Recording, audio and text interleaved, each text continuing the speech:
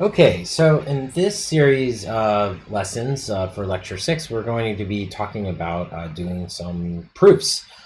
This is our first example of proofs. We're going to be working on proofs for a while.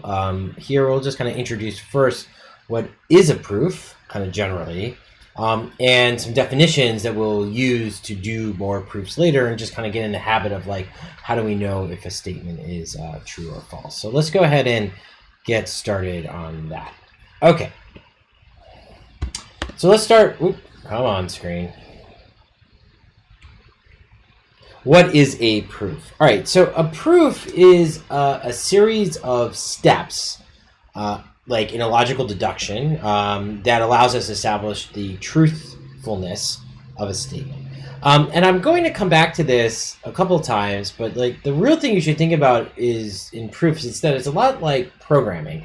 And that's why this class is taught in computer science, is because we're trying to get you to reason about logical structures. You do one thing, that leads to another thing, and we line those up, and that gives us some output. The output of our proof is it true or false, the statement in which we're trying to prove. But in general, you can think about it as logical deductions are a lot like how you're going to do programming. And also in computer science, we use proofs a lot. You may think like computer science is just completely applied, but actually there are a lot of theoretic things that are important that actually inform our applications that we build. So for example, sometimes we might want to prove that some program actually implements the function that we've described properly, or that a program will halt on a set of inputs, that it's not going to like infinitely loop, or that how much work do we need to do in order to produce a result. We can actually prove bounds on that, and you can, if you could also prove things like this protocol, this mathematical protocol that we can write in a program for cryptography is secure against a polynomial bound attacker. You have no idea what that means, but like that is a proof that actually happens quite a lot in computer science. So if we're, for our class, where do we start in creating a proof? So everything has to begin at some basic algebraic rules. I'm not going to go through all the algebraic rules, but these should be super intuitive to you, like commutative properties of numbers, the associative properties of numbers, the distributive property of algebra, inverse multiplicity, reciprocals, etc. These things will be obvious to you as you work through them. There's a big example of them in EPS in the appendix. But there's also some more axiomatic properties that are really important, like if A equals A is a true statement. It's, we have to start somewhere, and if A equals B, then it should be also the case that B equals A.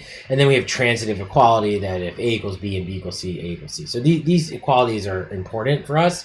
The other thing that we'll assume as we work through is what's called closure. So that means that if you do addition, subtraction, multiplication on integers, you get back an integer, and we'll mostly work in the integer space.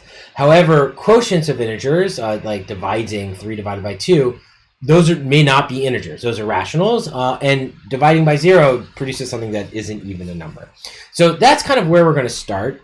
So let's actually go through now some definitions that will help us get to an argument about proofs, and we'll do some like baby proofs as we go through these definitions.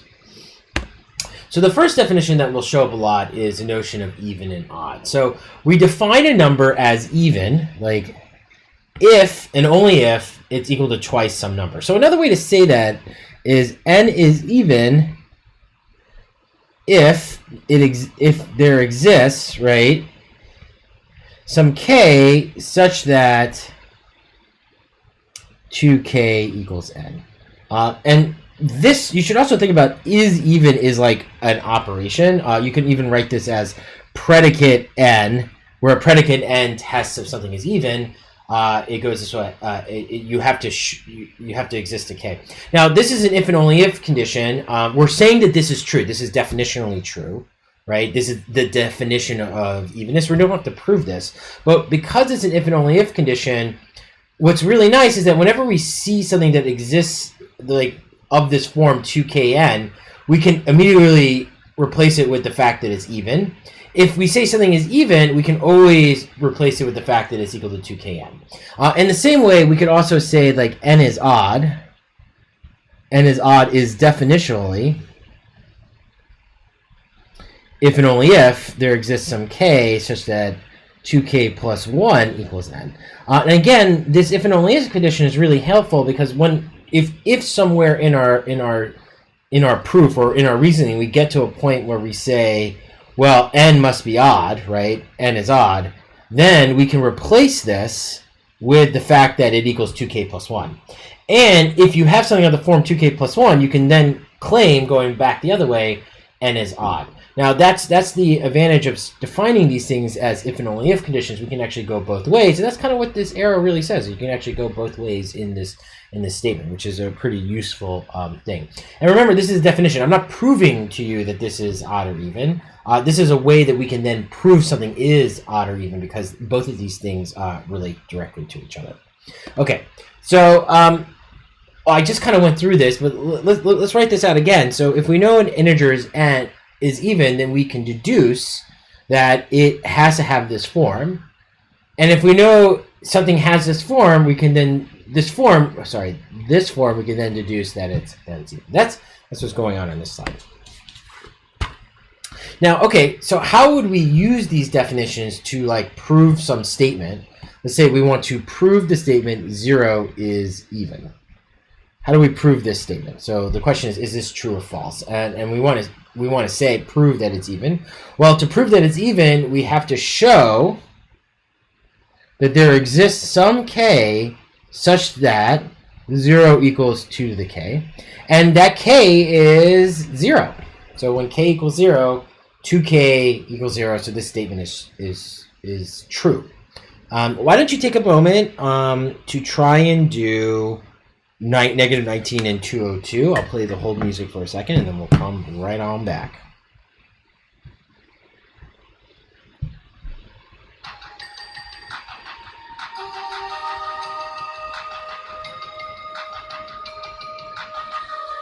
Okay, so you should have done these already. So let's see what goes on here. If I wanted to say something like, if I want to prove that negative 19 is odd, then by definition, I need to show there exists a k such that negative 19 equals 2k plus 1.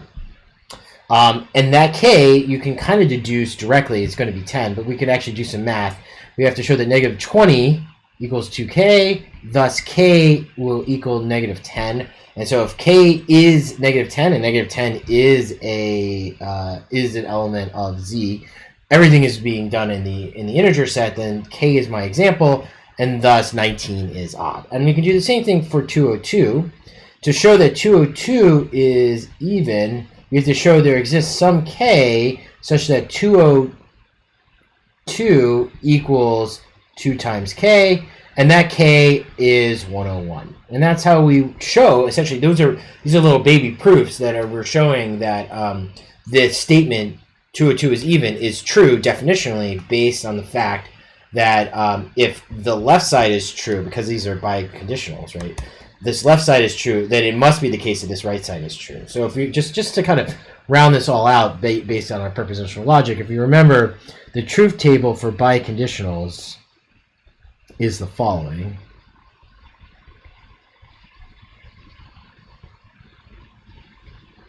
That is true when they're both are false and true when they're both are true. So since I'm saying, if you think about this biconditional, I'm saying one side is true, then I can show that that must be the case by only showing the other side is true. Because we're only focusing on this case right here in our biconditional. So if I show both sides are true, then it must be true. Okay, let's do the next one. Okay, so now this one's a little bit harder. We're going to say that an integer n is prime, and prime and composites are going to come up a lot. They're pretty useful. An integer n is prime if and only if n is greater than 1, and for all positive integers r and s, if n equals rs, then r or s equal n. And you can also put a little like extra. Let's just see what that means. Like whenever you find two numbers that equal n, it's either that one of them is the number, and the other one's 1, or vice versa is the definition of prime. There's no other way to multiply a number together to get it. You could also say that, like, because it's r times s, right, it's multiplication, that You can even add a bound to this that R and S have to be strictly less than N is an easy bound because two numbers multiplied together who happen to be greater than 1 would make it greater than N. But let's set that aside. But for now, it's the definition of primes as you know. So essentially what we're trying to say is that for all positive integers R and S, N equals RS, then R equals 1 or S equals N or R equals N and S equals 1. And composite's the opposite of that, like if we can find such numbers that multiply together such that they're not N and not 1. And that's what makes a number a composite. So like more generally, if we look at the number 7, for example, and we try and divide into 7, what we find is that like 7 times 1 equals 7.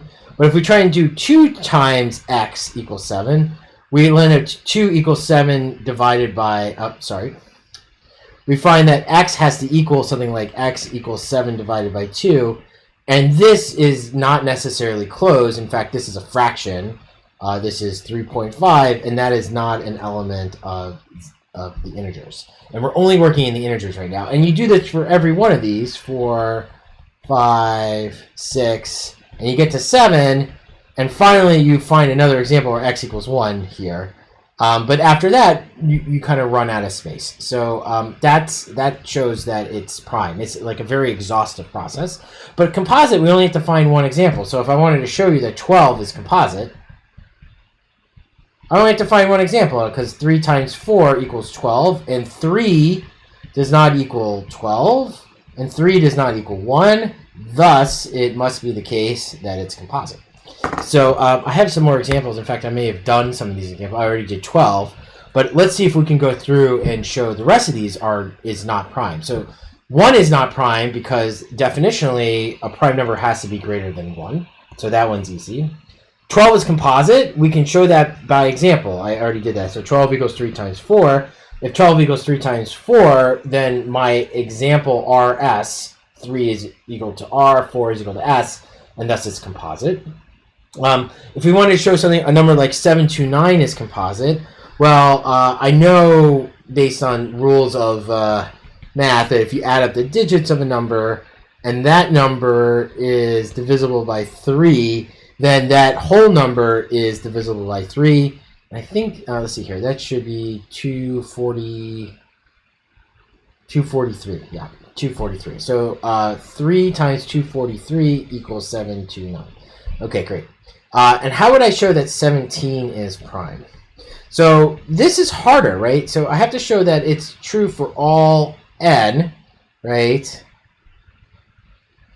There does not exist an R and an S such that R times S equals n, where R is greater than 1 and R is less than n, or something like that, right? I have to go through them all, and S is greater than 1 and S is less than n, right? It's kind of the definition above, a slightly more precise one. And so we could just go through all the numbers. I go 2, 3, 4, 5, 6, ... I can just exhaustively go through them, ... and then eventually I get to 17. 16 actually, because there's one less than that. And you find that every time I divide in one of these numbers, I don't get a integer, and thus this must be prime. And that's how I would go about showing something like that. That's kind of a lot of work, but that's how we get there. All right. Now, another really useful definition that we're going to talk about is divisibility. So this is an overload again of this bar operator, which is like the third time we've seen this. But we're going to say that two numbers, d divides n, if and only if there exists some k such that d times k equals n. And so this is really helpful. We can say like 3 divides 12. That's a true statement. That's a predicate, right? And we can show that by showing that there exists some k, and that k equals 4, such that 3 times 4 equals 12. Right? And so that is divisibility. That's also a very handy definition that we can do. And so I have a couple more examples of that. Let's see if we can round these out. So if I wanted to prove to you that 3 divides 21, all I have to do is show So to check this value, so proof of this is to show that there exists some k such that 3 times k equals 21, and that k is equal to 7.